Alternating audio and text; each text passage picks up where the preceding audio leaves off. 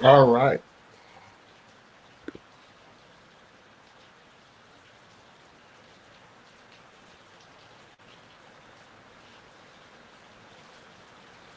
Good night, guys. Good night. Good night. Good night. We are live. Want to welcome everyone tonight. Let's go right into our show tonight.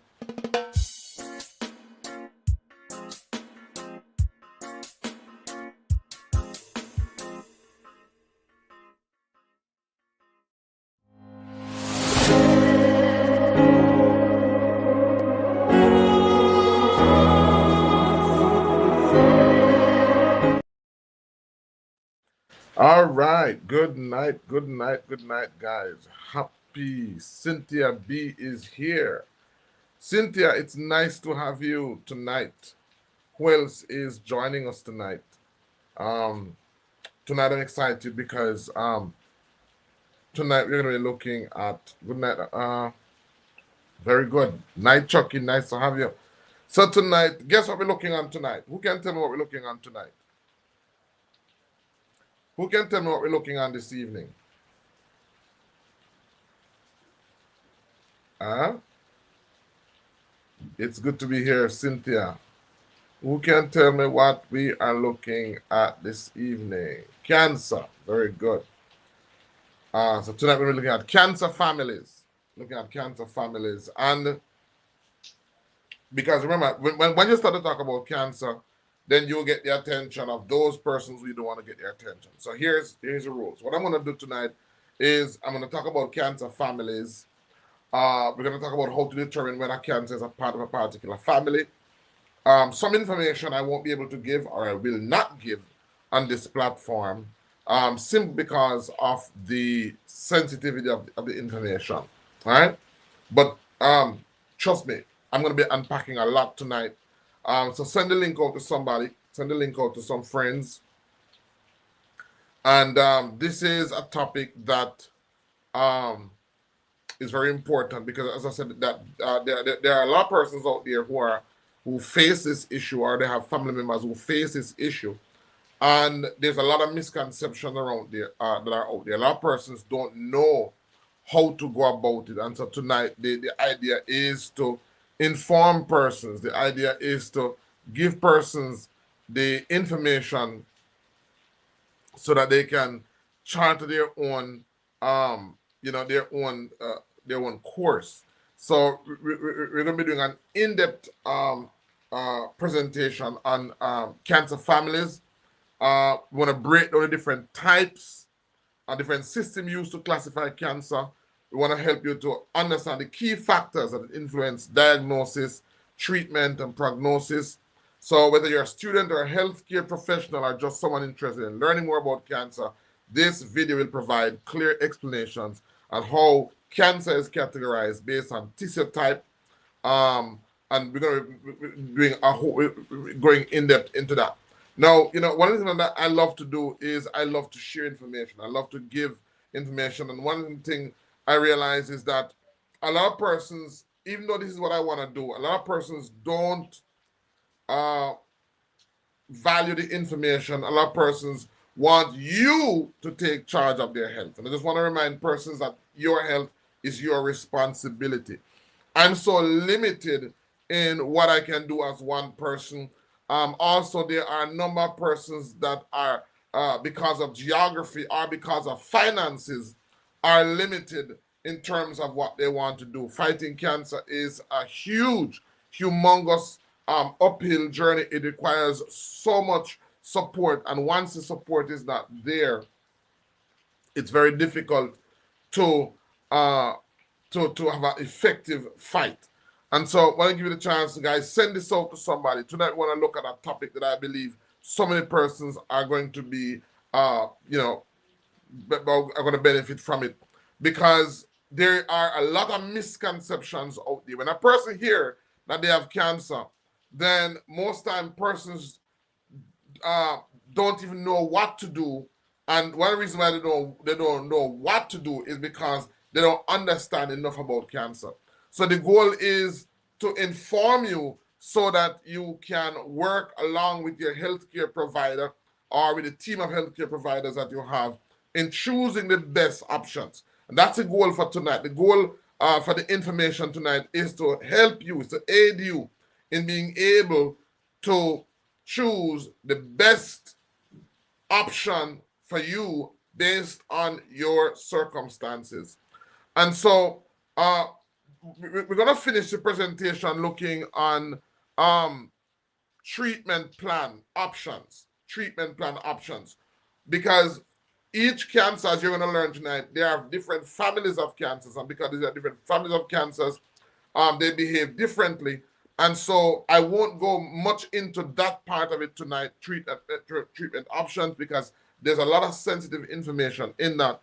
What I'm going to do is I'm going to have a link to a private seminar, a private webinar that I'll have, so I'll feel more comfortable in talking to persons, because I don't want to use this platform to give anybody sensitive information. I'm going to be talking about general information, and then this is just day one. For the other days coming, I'm going to be sharing general information that can benefit almost anybody.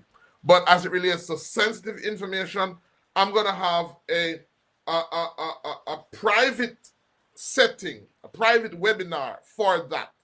All right, and if that's something that you'd be interested in, I'm going to put the link so that you can join. So if you know of anybody who has this disease, then we can share some information with them. I want to be very careful in what I share. But tonight I'm going to share some information that is going to, I believe, help so many persons. We are 6 minutes into the presentation. As I said, that these presentations, I typically want them to be about an hour long. And so let's get into it. All right. So tonight we're going to be talking about understanding cancer families, types, subtypes, and implications for treatment. That's what we're going to be talking about tonight. So if you know of anybody, still not too late to send them the link as we go into tonight's presentation. And so we're going to start out by defining what exactly is cancer. Cancer is a leading cause of death worldwide. It is a group of diseases characterized by the uncontrolled division of abnormal cells in the body. While the causes of cancer can vary, the classification of cancer plays a vital role in understanding the disease and determining the most effective methods for diagnosis, treatment, and prognosis. Cancer classifications are based on several factors, including the type of cell in which the cancer originates, the cancer's behavior, its genetic makeup, and its stage of development. This presentation will explore the various systems used to classify cancer, including histological, anatomic, and molecular classifications, as well as the staging systems that helps predict cancer projection. So that's what I'm going to be talking about tonight. I'm going to be talking about the different families of cancer and how, because, and before we even go, when you think about family, the whole classification of living things is based on a system of classifying them based on relationships. So animals have a name, a scientific name, and that scientific name helps us to understand as much about the plants as is possible. So it helps us to understand the kingdom under which the plant, the kingdom from which this living organism is, whether it's a plant or animal. And then we have over the years have developed other classifications of living things. But tonight we're going to be focusing on families. Now, families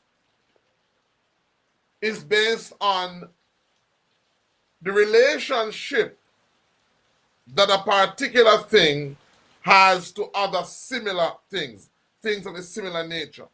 All right, so cancer classification is based on how cancers are similar to other types of cancers. So the cells of the body, we're going to be talking tonight, we're not going to be looking so much upon the anatomic nature of cancer, which is where in the body it is found. We'll do that another time. We're going to be talking about the cells, how the cells helps to tell us what type of cancer a person's have.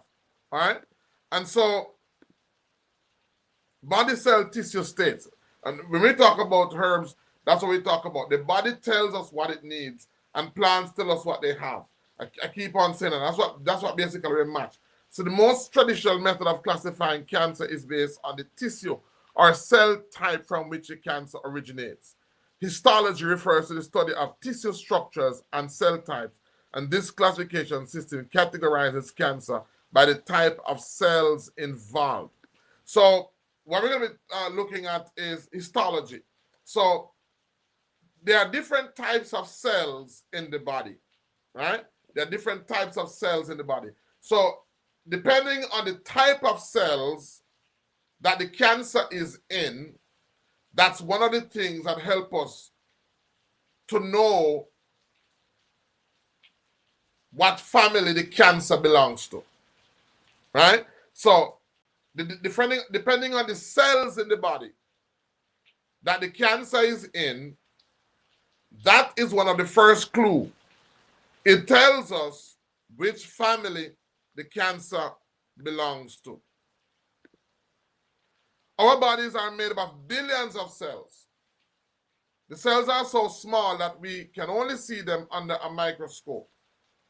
Cells group together to make up the tissues and organs of the body. So the first clues.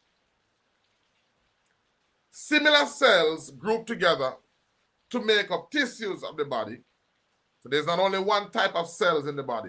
There are many different types of cells in the body.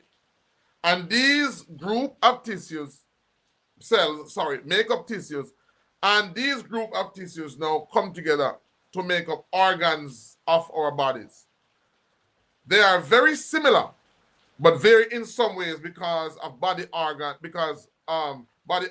do very different things. For example, nerves and muscles do different things, so the cells have different structures. So the cells are very similar, but based on the function that the organ is carrying out, that now determines the differences in the cells that make them up. All right? Are you with me so far? All right? So we want to go deeper into this. So it's very, very important for us to understand this. So there are more than 200 types of cancer, and we can easily classify cancers according to where they start in the body, such as breast cancer or lung cancer. In this presentation, we are going to take a look at the 5 major families of cancers. By grouping cancers into families, it helps us to understand common relationships that they share as well as how they behave.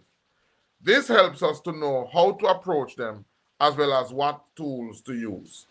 And so that's what we're going to be looking at this evening. Now, when most people hear that they have cancer, they are absolutely clueless as to how to approach it.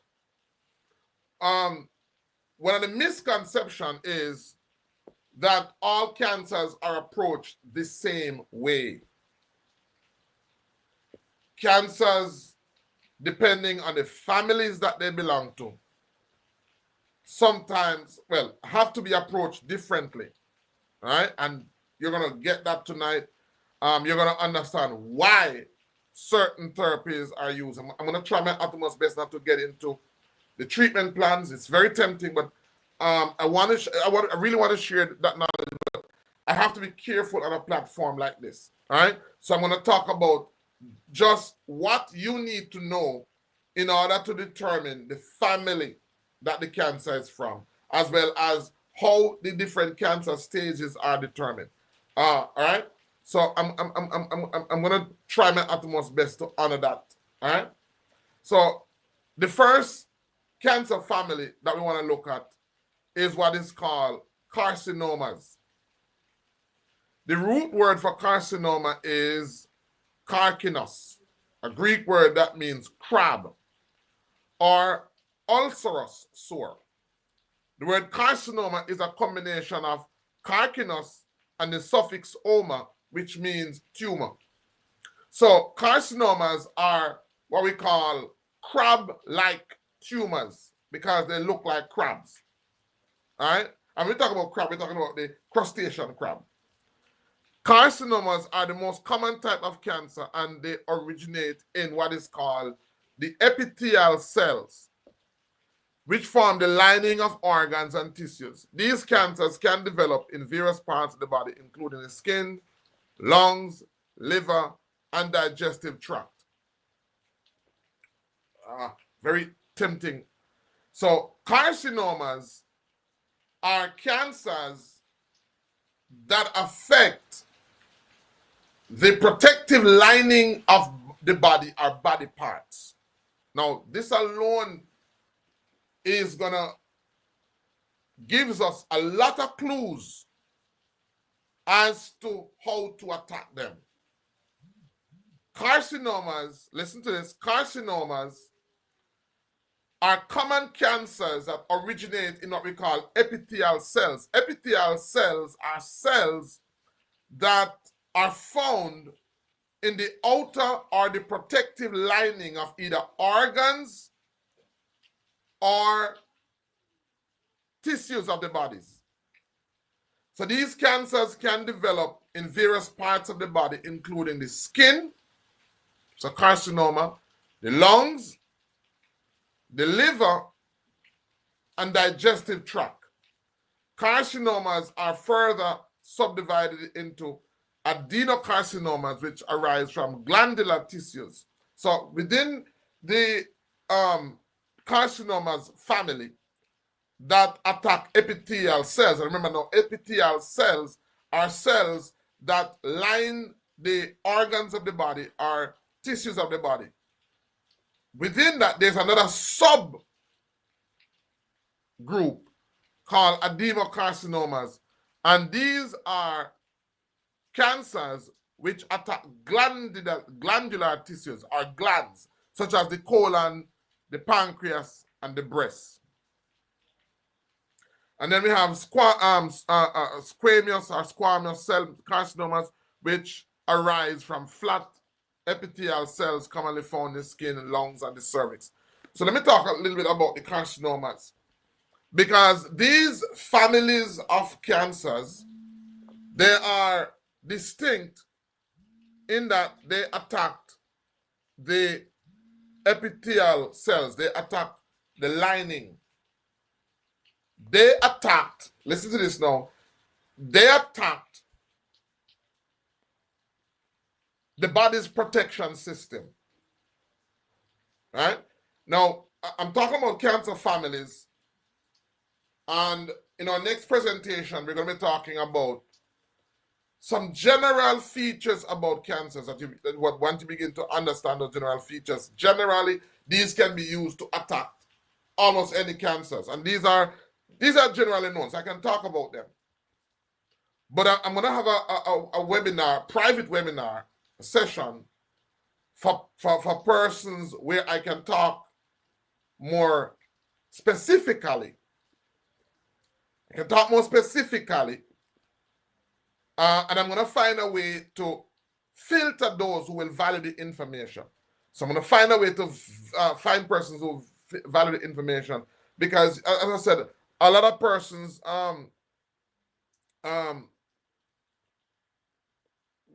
don't value I don't see it necessary, but we're going to find a way to get that truth, those knowledge to those persons, and we're going to empower persons. So the goal basically is to empower persons to take control by being knowledgeable, by coming into the know. So adenocarcinoma, crab-like, and the crab-like because of how they are formed. When they are formed, they have outgrowths that look like a crab. They start to grow what look like arms or legs that looks like a crab, and they form in the body's protective lining.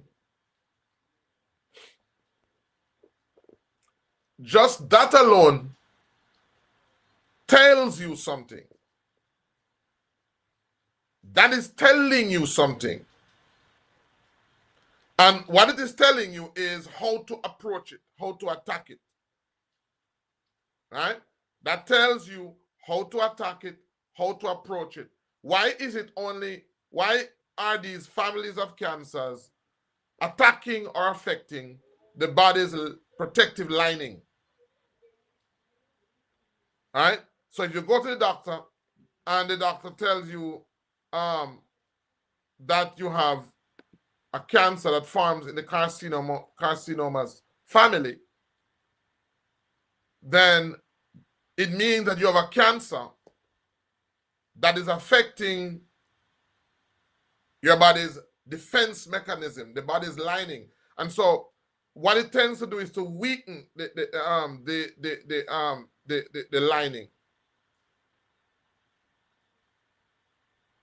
And so that alone is giving you insights potentially as to how to affect it. So that's the first family of cancer.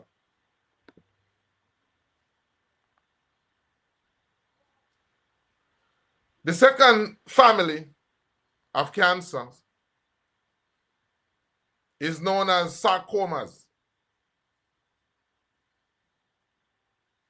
And sarcomas comes from the Greek word sarcoma, which means fleshy growth. Sarcoma is a type of cancer that can develop in the body's soft tissue or bones. The word sarcoma is made up of the root word sark or sarco, which means flesh, and the suffix oma, which means tumor. So these are tumors, are fleshy growth. They don't look so much muscular. They look more like meat. When you look at them, they look more fleshy. And these are the cancer families that what they love now is that they love the soft tissues of the bodies. Carcinomas are the most common type of cancer and originate in epithelial cells, which form the lining of organs and tissues. These cancers can develop in various parts of the body, including the skin, lungs, liver, and digestive tract. Carcinomas are further divided into, hold on.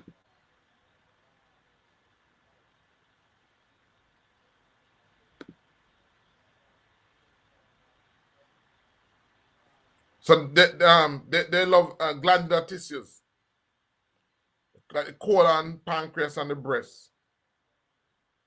All right, so they like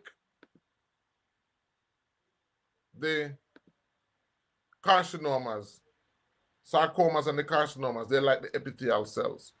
They like soft tissues. And these are cancers that progress rapidly. They move very fast. So some cancers move fast and some move slow. It's very important for us to pay attention to that. Some cancers move fast and some cancers move slow. Some cancers give you time. Some cancers don't give you time. And that also is one of the factors that you have to factor that into the treatment plan. That has to be factored in the treatment plan. Because some cancers move very rapidly. And when we talk about the different stage, we'll give more information on that. So some cancers move very fast, some move very slow. And so in some cancers, because they move fast, the first approach, what has to be considered is how can we slow this cancer down? How can we slow it down? All right? So that's one of the first thing that has to be considered. How can we slow? I know that you want to get rid of it, but the first plan of action sometimes is to slow the cancer down, to buy more time so that you can fight it.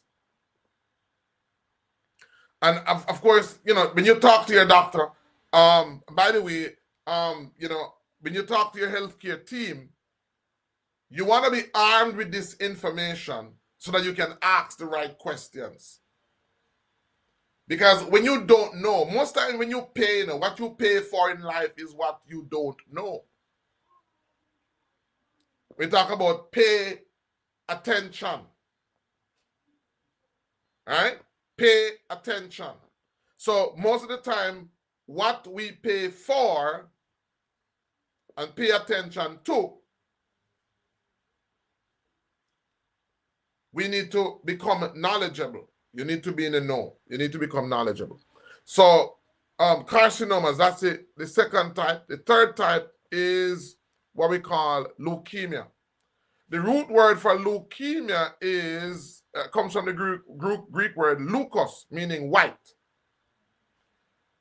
The suffix of the word is emia, which means blood or blood condition. So leukemia is a condition of the blood.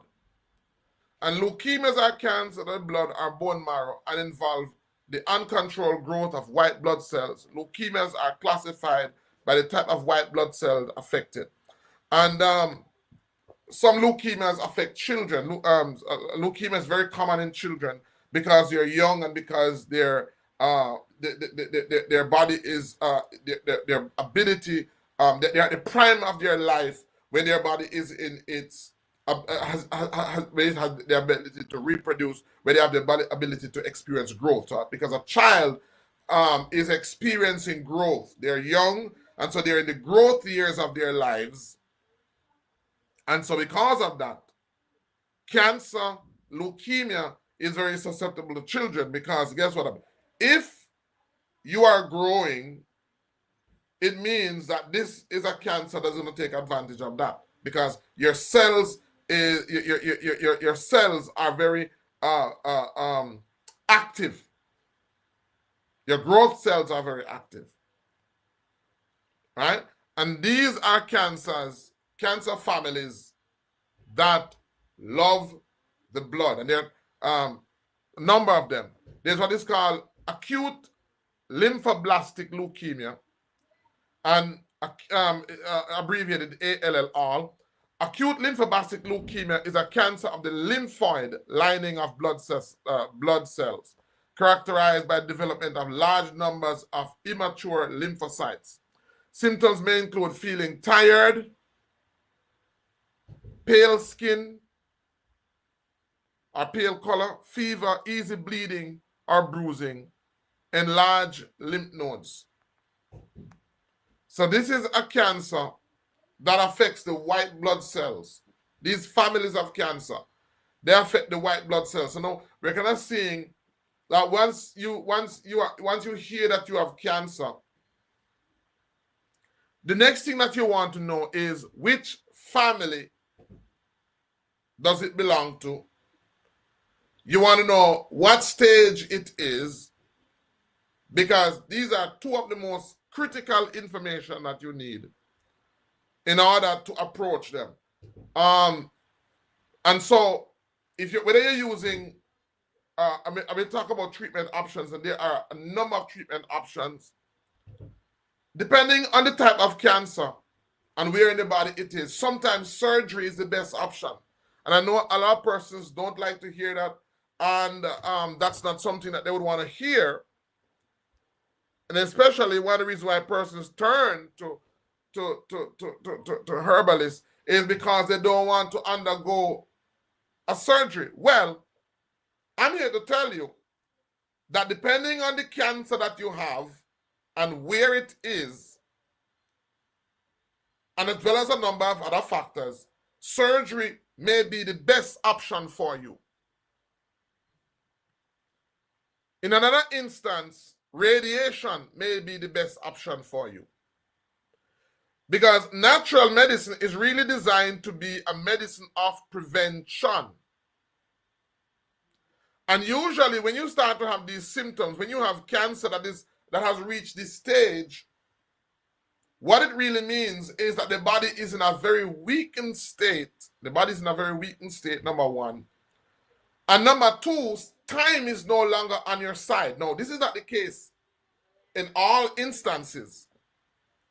But I just want to put it out there because a lot of persons will say, well, I don't believe in surgery. Well, that is the reason why we're doing this presentation.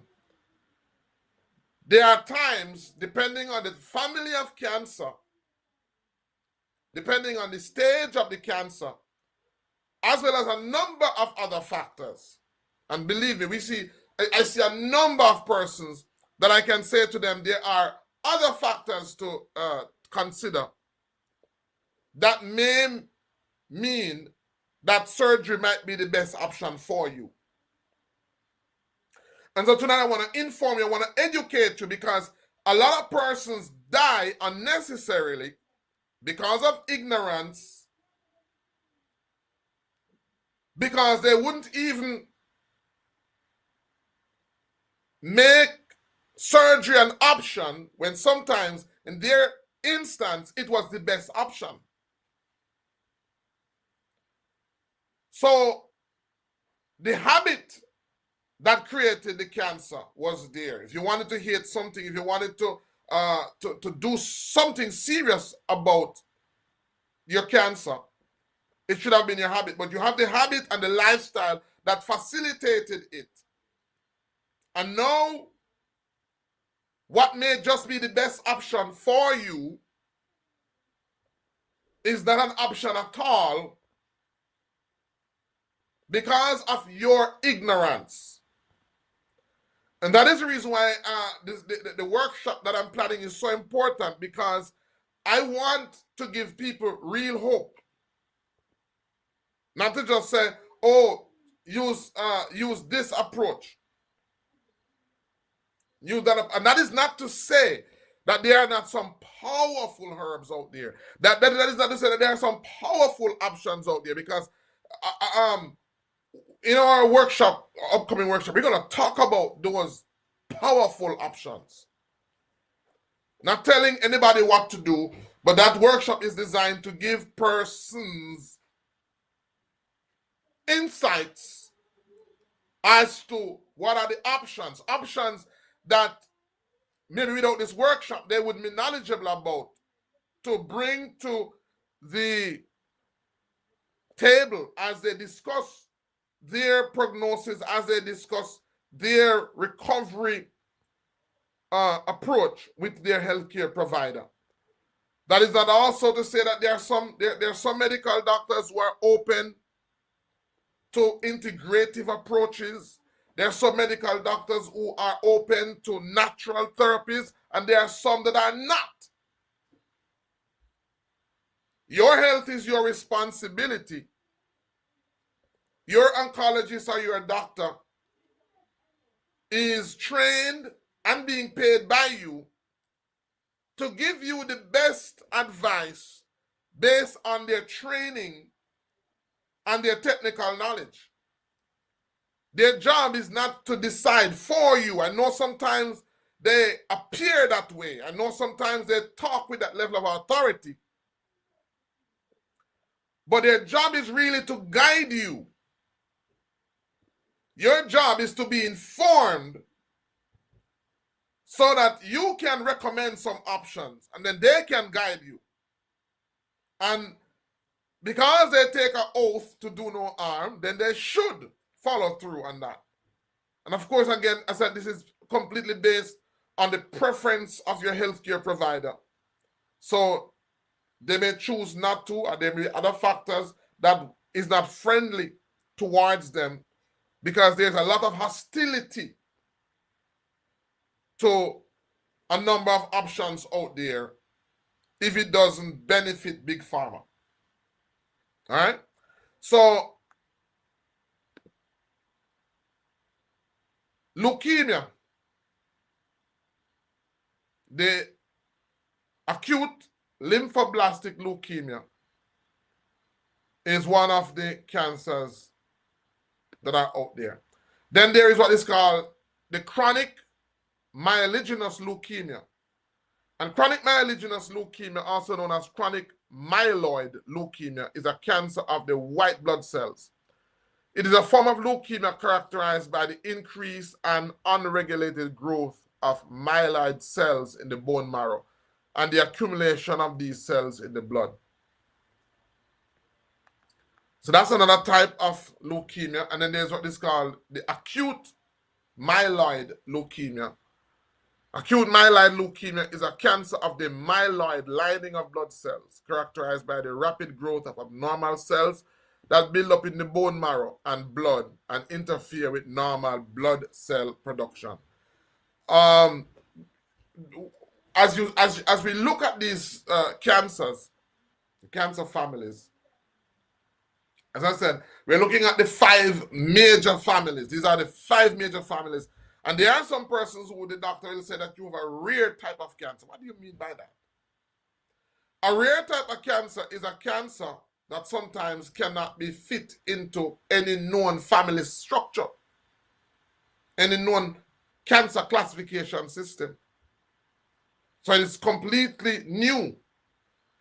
And I should say that what happened is that in time past,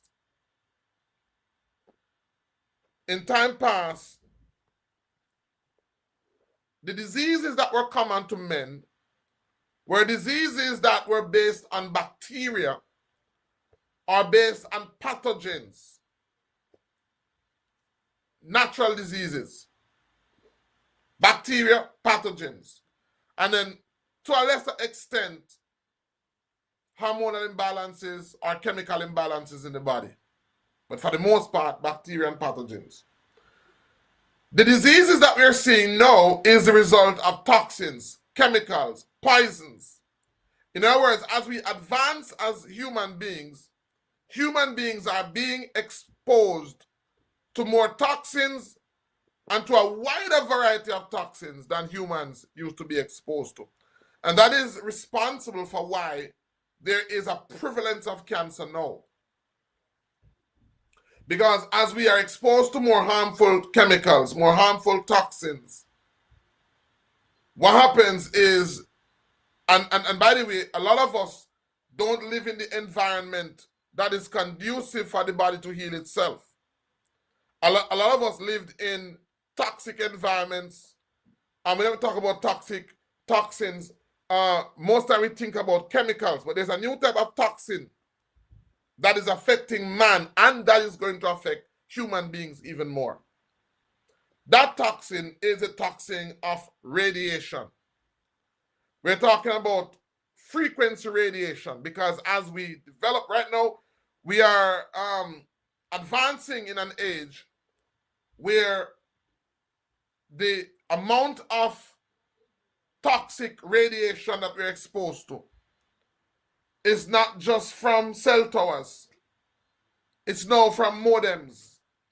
It's now from multiple devices in our homes.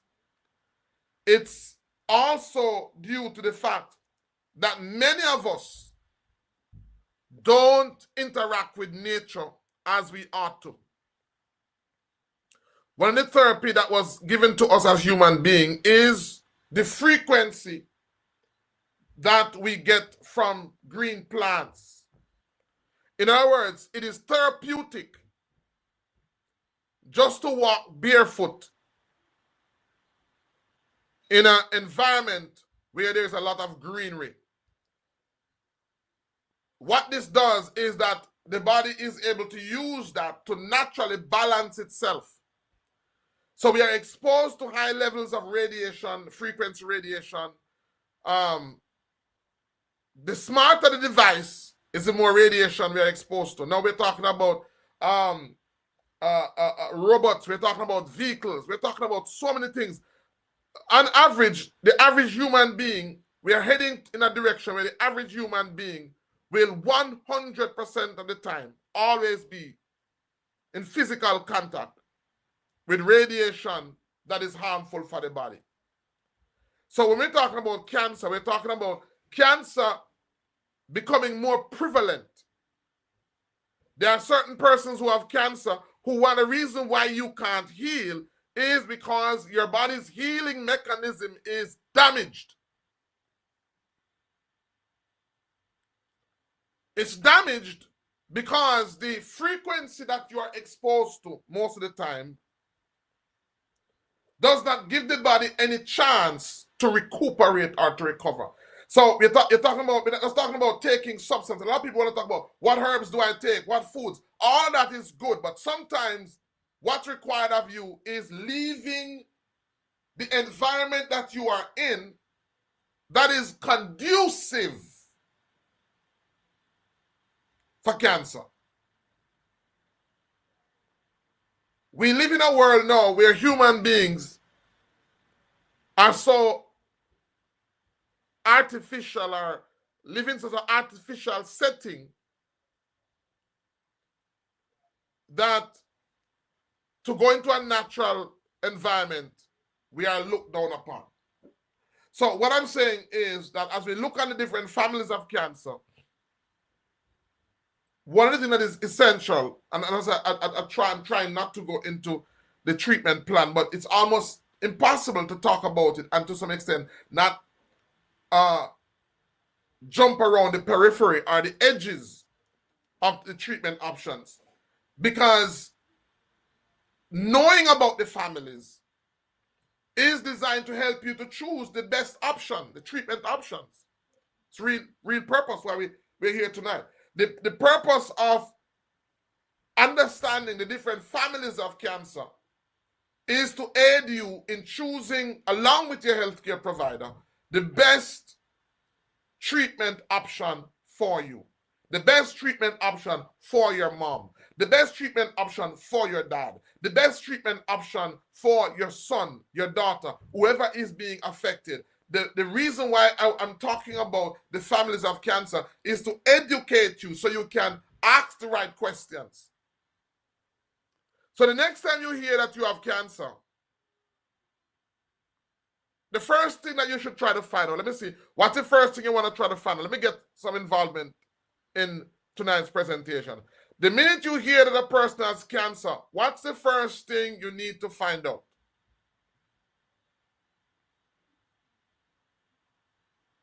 First thing you need to find out.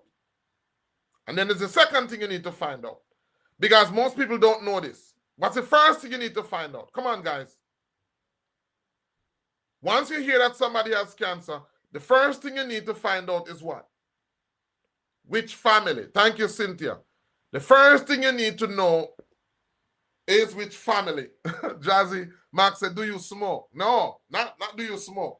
The first thing you need to find out is which family is this cancer from? Then, the second thing you need to know. What's the second thing you need to know? The second thing you need to know, these are two of the most important things you need. Family history, Joseph Max family. Cynthia B said where it is. No. One more person, where it is. No, that's not what you need to know. The first thing you need to know is which family it belongs to. The second thing you need to know is what stage is it? What stage is it? These two very important information helps you to determine what treatment plan. Now, treatment plan may mean one, and I'm going to talk about a treatment plan, but I'm not going to go into them. So the second thing you need to know is what stage. First thing, which family it belongs to. Second thing, what's the stage? How advanced is it? First two things you need to know. This is what you need to know to begin to build your treatment plan. This is what you need to know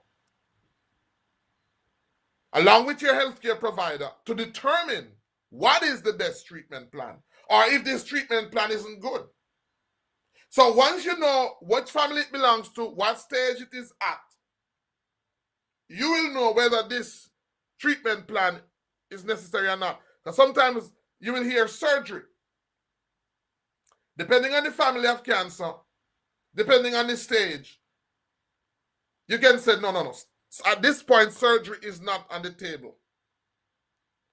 Or, depending on the family that belongs to and the stage it is at, the first thing you need to do is to do surgery or radiation or whichever, because I can't, there are a number of options, and I can't tell you not to, even if I don't believe in it. Jazzy says I'm thinking too widely. That's okay, Jazzy. So, my goal is not to agree or to disagree with what treatment options you have. The condition, your body, your cells, depending on the symptoms and depending on what is happening, the body will tell you, or your healthcare provider will tell you, and justifiably tell you, why this is the best option for you. All right? So let's continue because we have 45 minutes and we have a lot of content to cover. The fourth type of family is what we call the lymphomas. The root word for lymphoma are the Latin words lympha and the Greek word oma. Lympha means water or clear fluid, and oma means morbid growth or tumor. So lymphoma is cancers that affect the body's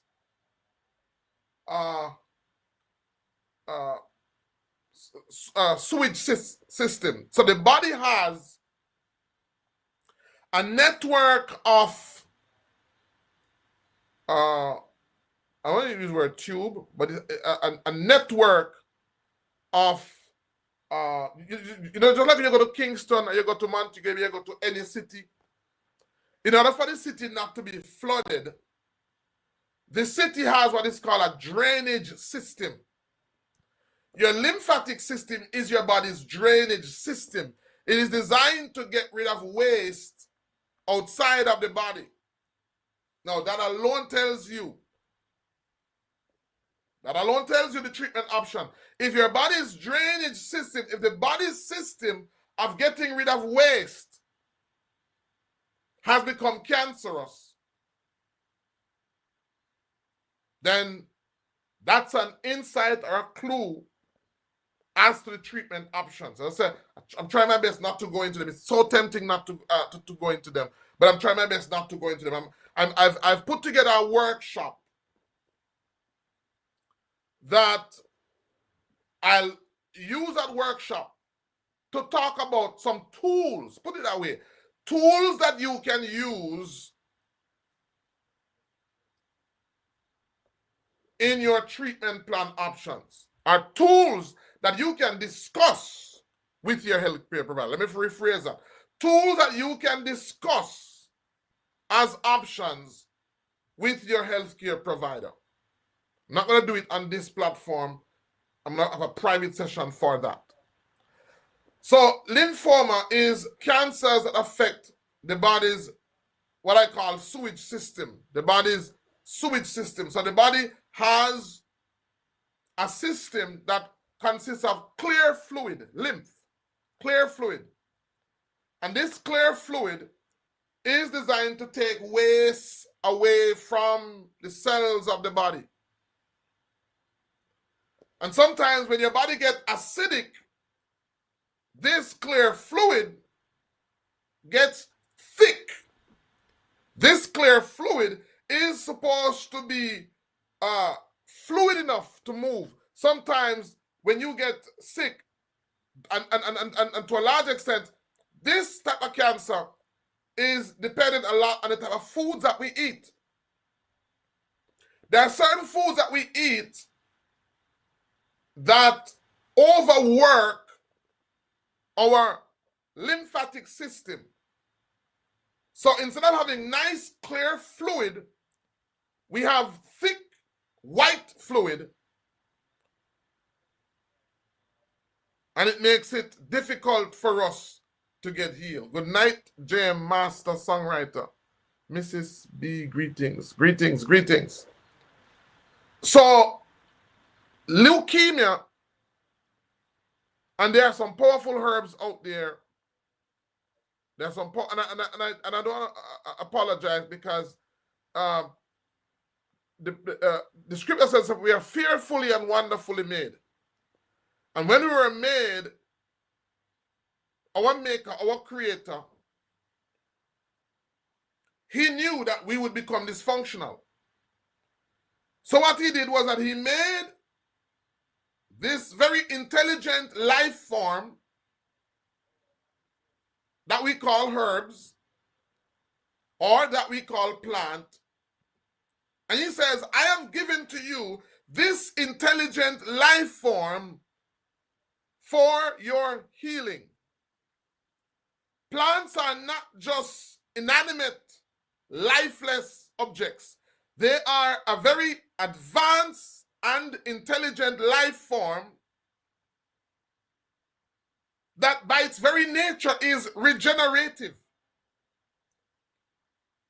Almost every plant, when you cut it, it grows back, testifying to its regenerative, life-giving properties that is found in it.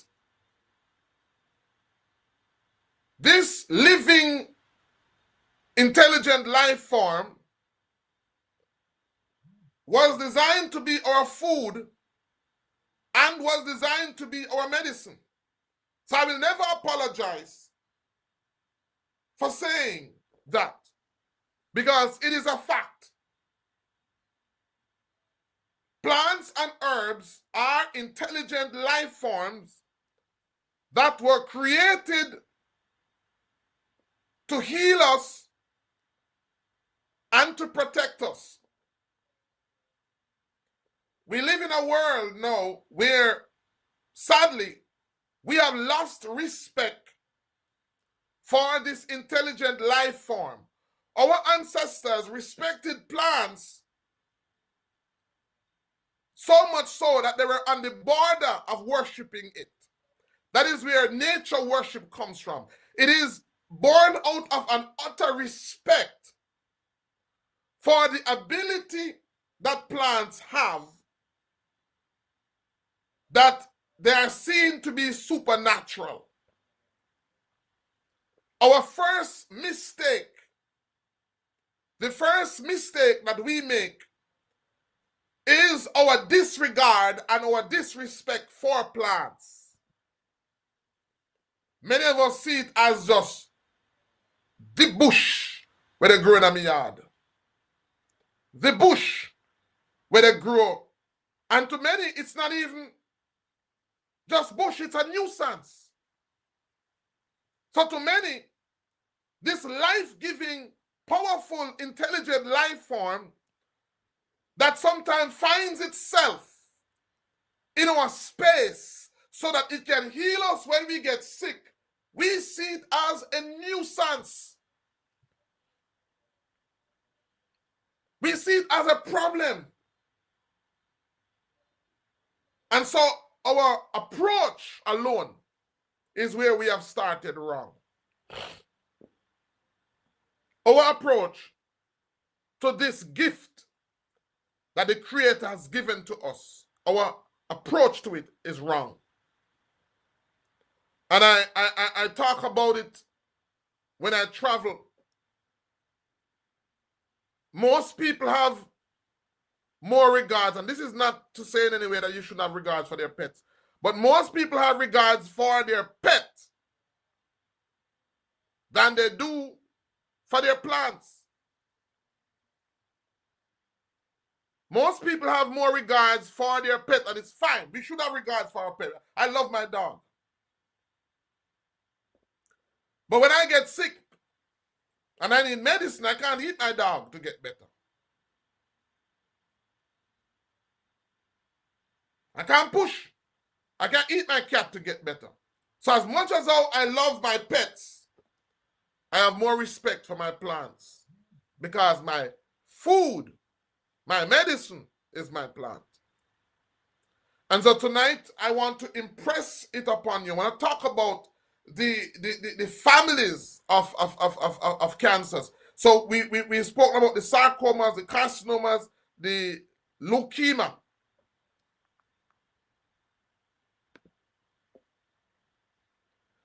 And now we're looking on the lymphoma, number 4. Lymphomas are cancers that originate in the lymphatic tissues, affecting lymph nodes and spleen. 2 main types of lymphomas exist. There's the Hodgkin's lymphomas, characterized by the presence of Reed-Sternberg cells, and these are cells that are found in the blood. And then there's a non-Hodgkin's lymphoma, which comprise a broad range of cancers affecting lymphocytes. So these are the subcategories. You know, just like how, as a family, you have my general family name. I exist as a member of that family. And then I have children that are now different individuals that are part of the families. In the same way, that's how cancers behave and that's how cancer functions. So the relationship that they share, where they are found in the body, how they behave, all of these helps us to know how to approach them. And let me just give you some general examples. So let's go back to the number one, the carcinomas, or the carcinomas, the crab-like families. And these affect glandular tissues such as the pancreas and breast and so on. Some of these tumors, they grow or they function by, and they're very advanced now. They're also very intelligent, because these cancers, in order for them to grow in the body, sometimes they know that if they grow, they need more blood. So what they do, they develop large blood vessels, vein-like blood vessels, that feed blood to them. And for some of these cancers, you'll find that as the cancer grows, the person loses weight, because the cancer is informing the body to make available what it needs in order to thrive in the body. And I said, in the next presentation, I'm going to be talking about general, because all cancers, even though there are families, the reason why they are cancers is because all cancers, irrespective of their families, share common relationship and features. So in my next presentation, that is what I'm going to be talking about. Some things that you can do to disrupt. And I'm gonna start out by talking about the work of a Nobel Peace Prize winner whose work is well known and whose work has contributed significantly to understanding cancers and how to fight them. So I'm going to talk about those generalities in my next presentation, but I've planned a webinar that is designed for persons and designed for me so that I can talk more without sharing too much on this public platform. So whatever I'm saying tonight is general information, and what I'm going to talk about is also going to be general information, but it's going to be sensitive or more sensitive general information, because I'm going to go into some specifics. What you can do depending on the family, what treatment options are out there, and what have been proven to work for certain families. I'll talk about that. All right, so we talk about the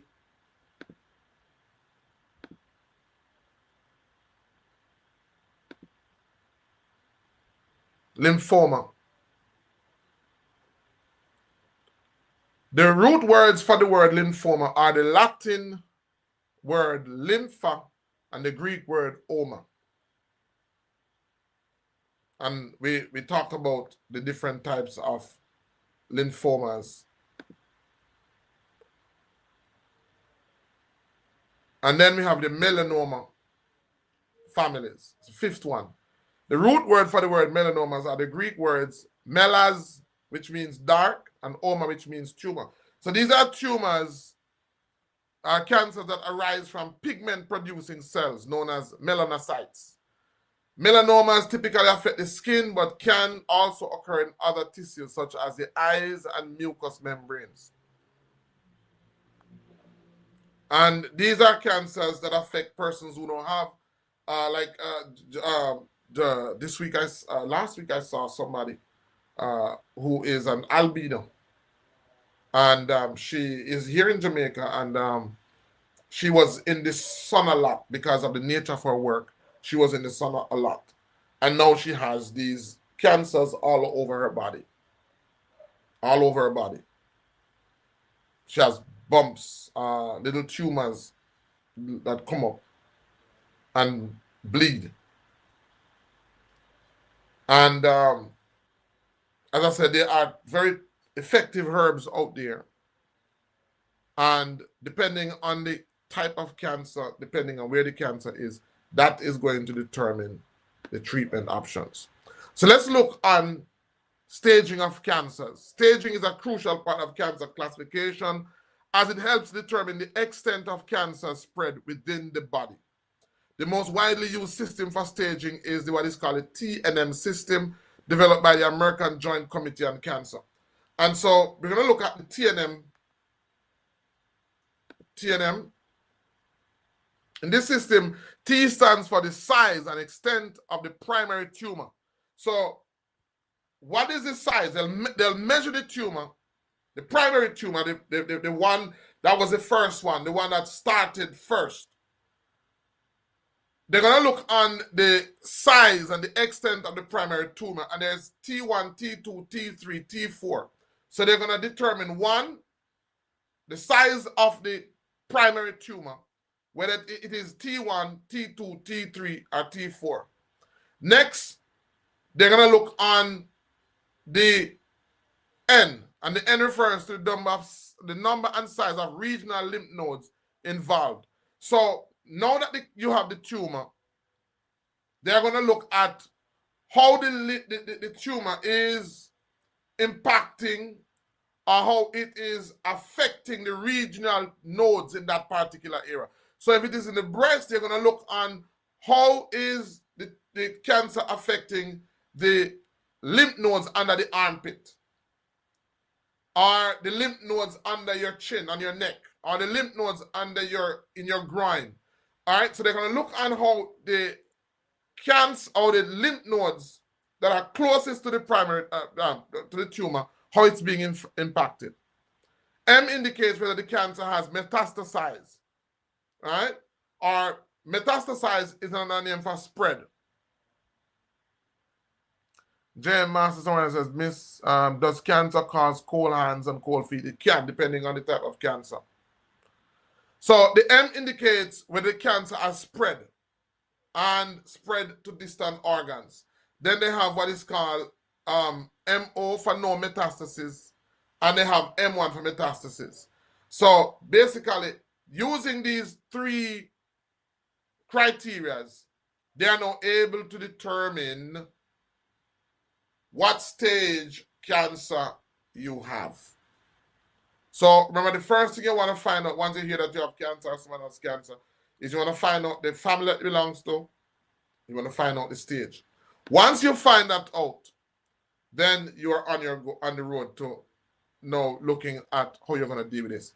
Staging helps doctors determine the prognosis and plan the treatment approach, such as surgery, radiation, chemotherapy, or immunotherapy.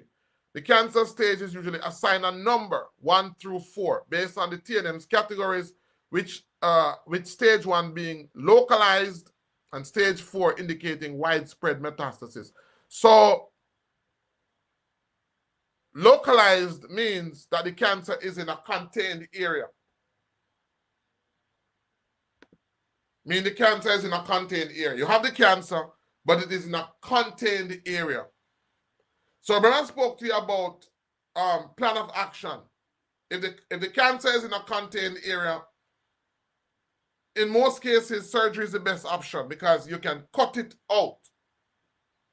There are other factors to consider, but if you hear that it's good night, True Talker, if you hear that it's stage 1,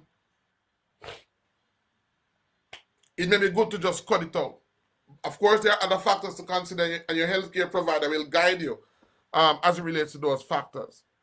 And stage 4, all stage 4 means is that the cancer has spread to other organs or other parts of the body. And so what now has to be involved is what is called a systemic approach, because it's not localized. So you have to use a treatment that will affect the cancer wherever in the body it is found.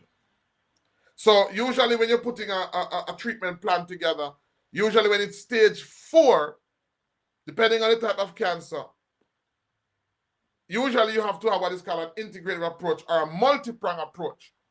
And a multi-prong approach may include nutrition, It may include direct direct approach, and as well as a number of other multiple approaches.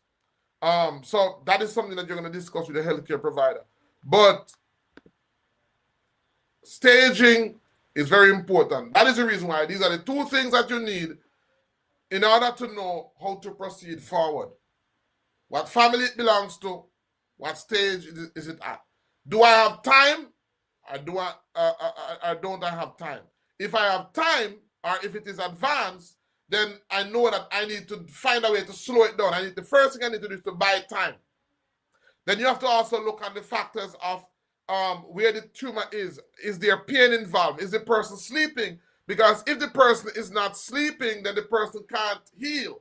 And if you're going to deal with the pain, preferably, what is the most natural and effective tools that I can use to ensure that I'm sleeping and also slowing the growth of the tumor? So there are a number of factors to consider. A lot of persons, based on their diet, based on their support, because there are some persons, we've seen a lot of adults, persons, senior persons who have cancer, that they don't have no form of support. Once you have cancer, and you know, the funniest thing is, a lot of persons also are ashamed that they have cancer. We're going to talk about the social implication, the psychological implication. There are persons who act as if to be diagnosed with cancer is equivalent to committing a crime, and a crime to be shameful of. So there are some persons who are ashamed and don't want to tell anybody. And then there are some persons who believe that it's not cancer, it's the result of witchcraft. Somebody obey me. Even when all the signs are there, even when they've gone to multiple, they've got multiple opinions, there are some persons you can't tell them nothing, and then you obey them. And whereas they may be reluctant to pursue avenues that will improve their health, they are more easy to spend money on witchcraft or paraphernalias that have to do with helping them to get their deliverance. Now, that is not to say that one should not seek supernatural intervention, because natural remedies have their limitations. The supernatural has none. So while you are pursuing your natural plan of action, I recommend that you also include in that your spiritual plan as well. As a matter of fact, your spiritual plan should be one of your most important. Now, spiritual is not just limited to prayer. It also includes positive affirmations. It also includes positive declaration. It also includes forgiving. It also includes getting rid of bitterness. Because one study showed that most persons who had cancer also were harboring thoughts of bitterness or unforgiveness. And so we don't want to rule that out. And we don't want it to appear as if the only remedy is natural. There is also supernatural. The mind is very powerful. And what I have seen is that critical to the recovery, because once you hear that you have cancer, there is a psychological effect that is brought on by fear. Fear is the result of not only a spirit, but also a chemical. Most of these thought patterns that we have, that we manifest in the body, are also the result of chemicals. Fear, chemical induced. Love, chemical induced. And so a lot of these chemicals, in the amounts that they are being produced in the body, does not help. So becoming fearful and crying is not going to help you if you're diagnosed with cancer, if somebody's diagnosed with cancer. At that point, they need as much love and as much support. And we see so many senior people who it's difficult even to start the helping process because they don't have the support in terms of even providing the food for them that they need to eat. And then there are some who you can see that they're on a road to, because they get so much love, so much support. So there are a number of factors to consider. So let's look at treatment plan. As I said, I'm not going to go much into this. A cancer treatment plan is a detailed outline of a patient's cancer treatment, including the patient's disease information, the treatment goals, the treatment options, possible side effects, and the expected treatment length. So when you go to your doctor, what you want to find out from them is what is going to be my treatment plan.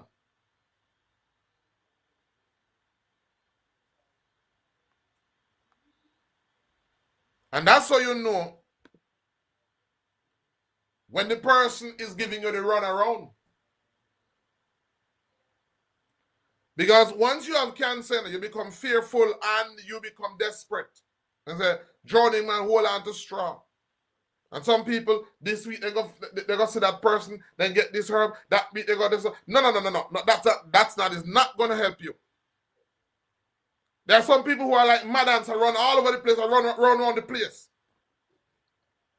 So I said to you, you want to know, once you hear that you have cancer, you hear that the loved one has cancer, the first thing that you want to know is, what family does this cancer belong to? Number one. Number two, what stage is the cancer? And then finally, number three, what is going to be the treatment plan?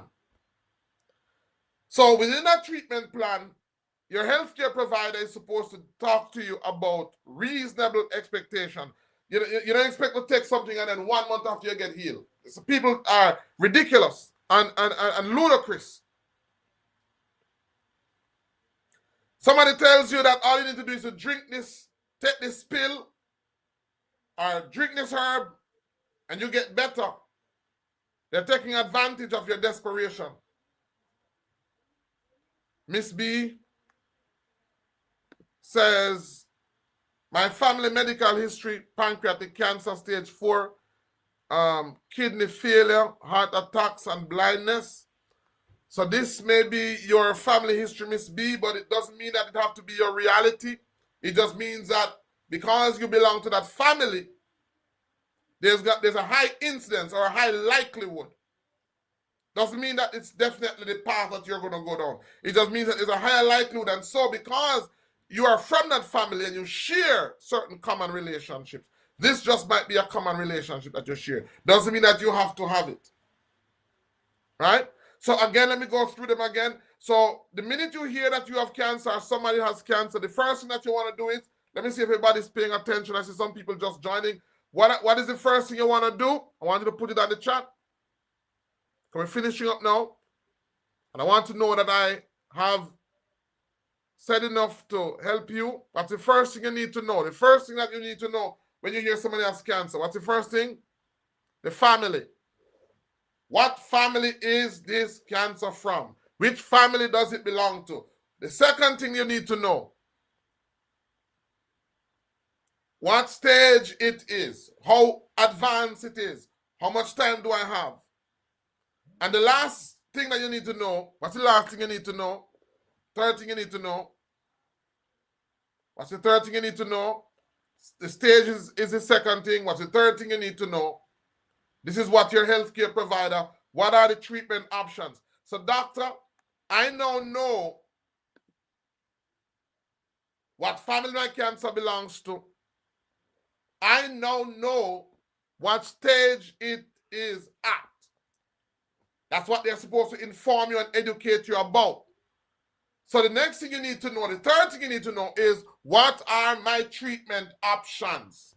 And why are these my treatment options? Are you with me? What are my treatment options and why? Because what happens now is you're in the know, you're also in the driving seat, and you're relying with them, you're relying on them.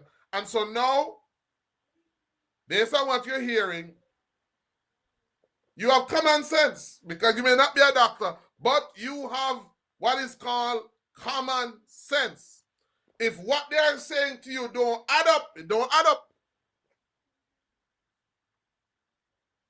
If what they're saying to you don't add up, guess what happens? It don't add up. You may not go to school, but guess what? You have common sense. Why is it that you're recommending a surgery for stage 4 leukemia? How is that going to help me? And sometimes one of the things that they do is that they recommend all these tests. Sometimes the tests are necessary because what the doctor wants to know is what they're trying to identify. Especially, we didn't go into the what is called where the cancer is located.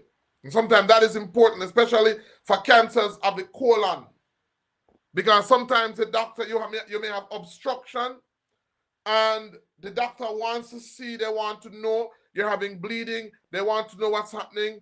Sometimes even persons, even if you're using a natural approach, that person still wants to know because they want to know how to approach it. So that's very important for you to know. A patient treatment plan is determined by a number of factors, including the type and stage of the cancer, as well as the patient's preferences and those of their healthcare team. Some patients may undergo a single treatment, while others may require a combination of treatments. And I want you to know that many times you have to evaluate. The goal is for you to evaluate how good of a team you have to, because if you have a team and they don't factor what you think or what you believe or your preference, you've got to really think about the team that you have. Because for me, the first sign of respect for me is what I think. Now, I know that the job of your healthcare provider is to inform and to educate, and some of you may hold on to very ludicrous, uninformed positions, but then the job of your healthcare provider is to educate you. If after they have educated you and you still hold to those opinions, then they still must be respected. So for example, if you are a believer and your belief is that I will not take blood into my body, as your healthcare provider, I may deem this as being necessary, and I may also not agree with your stance and your position. But agreeing and respecting are two different things. I must respect your stance and your position. I must do my best to ensure that I explain to you the risk, that I explain to you the benefits. But after doing my best and after being fully aware that you understand the risk and the benefits and you hold to a particular decision, my goal is to respect that. And so a lot of people don't know that their health is their responsibility. One of the reasons why our healthcare system is the way it is because our medical system has led persons to believe that they are responsible for your health. And they are not. They have the ability and they have the mandate to guide you and to inform you. But they are not responsible for it. Let me quickly just talk about, because I have to do this, talk about my treatment plan and options.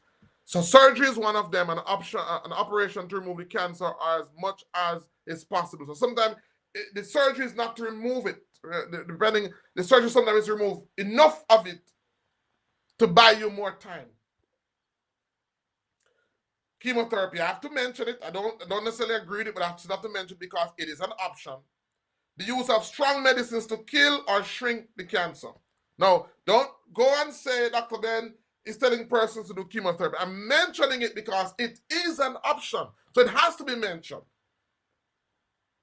And maybe justified at times. Because it's not justified at chemotherapy, it's the amount. And there are a number of factors to consider. I'm not telling you to do it, but I'm just saying, be informed. Don't just close your mind. Listen to what your healthcare provider is saying. Become informed. Then make an informed decision. Radiation therapy, the use of high energy rays, such as X-rays or protons to kill the cancer. That's an option. Then there's hormonal therapy, a treatment that prevents cancer cells from getting the hormones they need in order to grow. These are some of the options that are out there. And I have some other options. Let me talk about these options too. Immunotherapy, a treatment that uses medicine to help the body's immune system to fight cancer cells. These are some of the therapies that have been developed over the years because of how cancers are constantly evolving. They have had to come up because remember I said, apart from the 5 that we've talked about, there are over 200 different types. We just spoke about the 5 major families. Then there's stem cell transplant, a procedure that replaces bone marrow cells that have been damaged by chemotherapy or radiation therapy. Now, those are some of the options that are out there, and there are other natural options. I've not included those natural options tonight because I promise you that I won't go into them. But I'm planning a webinar for next week, Sunday at 7 p.m. So I'm not going to be on. I'm going to be having a private webinar. And there's going to be a cost to join that webinar. If you're interested, then email me, and I'll put my email on the link.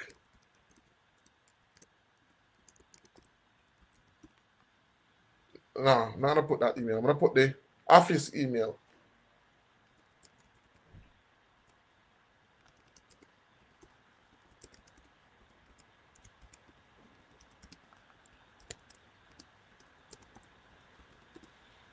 All right, so that's that. Let me see if I can find it on the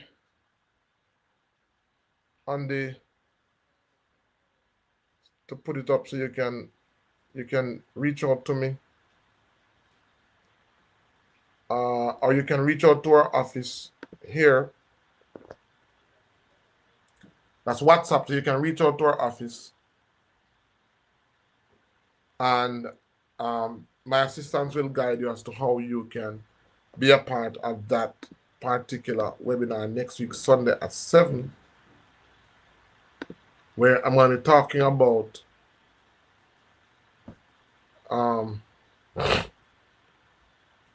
cancer protocol. It's going to be $100 for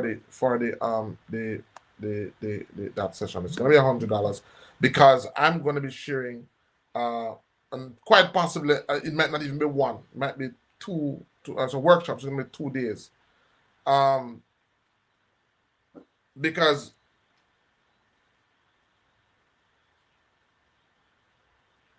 how should I put it now? Because I want to be very careful. I want to be very, very, very, very careful what I do. I don't want to put information out there, especially to people that I don't know and meet, because I know that this is public, so everybody and anybody is going to join. So, but I'm going to go into sensitive information. Uh, some of what I would want to go into, I don't know if I'll be able to go into it. Some of what I want to go into is I want to show persons how to not only determine the best treatment options, but how to make some of these tools. That's what I want to do. Now, what I want to do and what I'm going to do is two different things, because I said I don't want to put myself out there. I want to give general information. But email me, hallelujah@gmail.com, or you can reach out to my office at 876-309-4783. And as the Spirit leads, then I will let me just say, as the Spirit leads, I will function. But the workshop is going to be one in which I'm going to be sharing a lot of information, packing a lot of information. And the goal for that is really to help persons to determine the best treatment plan for them. It's basically what that is. It's to determine the best treatment plan for them. So that's next week Sunday at 7. So next week Sunday I won't be on. Next week Sunday at 7, it's going to be on our it's going to be on our Zoom. We'll be doing a Zoom for that one. So if you're interested, let me know, and I'll tell you how you can be a part of that. And there's a lot more that I'm going to say that I'm not going to say on this platform. Put it that way. I want to say a lot, but I'm being very careful. I'm not going to say it on this platform.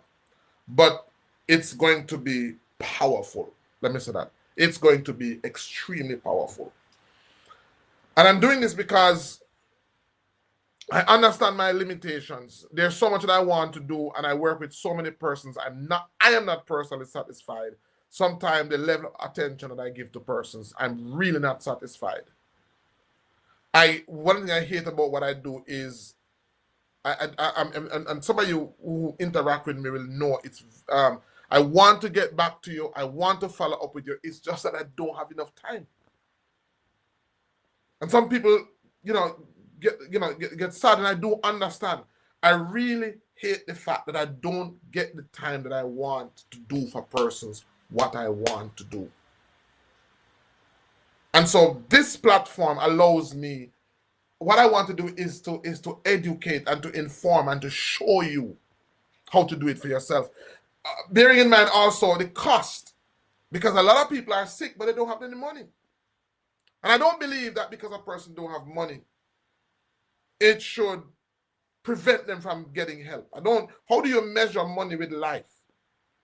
I mean, if it's not costing, my knowledge is in my head. It costs me to acquire it, but, I really want to help persons, but I know that there are persons in unique situations that they just can't come, or they can't afford for it to be done for them. So the best option is for them to be taught how to do it for themselves. Now, I know that there are some persons who will come to get the knowledge to exploit persons. I do know that that happens, and I do know that it's out there, and I'm being very mindful of that, and I want to be led by the Spirit in being a responsible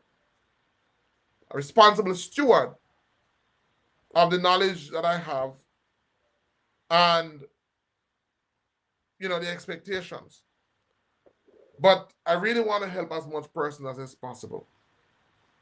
And so that workshop next week Sunday at 7 is going to be a way that I'll be able to share some tools. Let me use the word tools. Share some tools. And tools are going to come into two forms. Tools is going to come in information, as well as it is going to be practical tools that you can use to help yourself or to help your loved ones. All right, it's now 1 hour and a half. I've gone over my 1 hour mark, but I believe that we unpacked a lot tonight. I believe that we shared a lot tonight. I believe that, a lot of persons we shared enough to edify some persons and to help some persons in what they do. I want to thank you for being on. Again, it's a pleasure. I've been on now for 5 nights straight, so I'm not going to be on tomorrow. I want to take a break. I'm going to take a break, but the next presentation that I'll be doing, and I enjoy this. I really enjoy the next presentation I'll be doing. So I'll be doing one next week Sunday. So I'm going to do before next week Sunday. I'll let you know. I'm going to be talking about some common things that persons can do, irrespective of whichever formula, irrespective of whichever family cancer they have. I'm going to be sharing some general information with you. And I'll be talking about dieting and all that. We're going more in-depth into that as to help you. Again, thank you for being on. Your company was an absolute pleasure. And I look forward to seeing you in this week. Have a wonderful evening. Good night.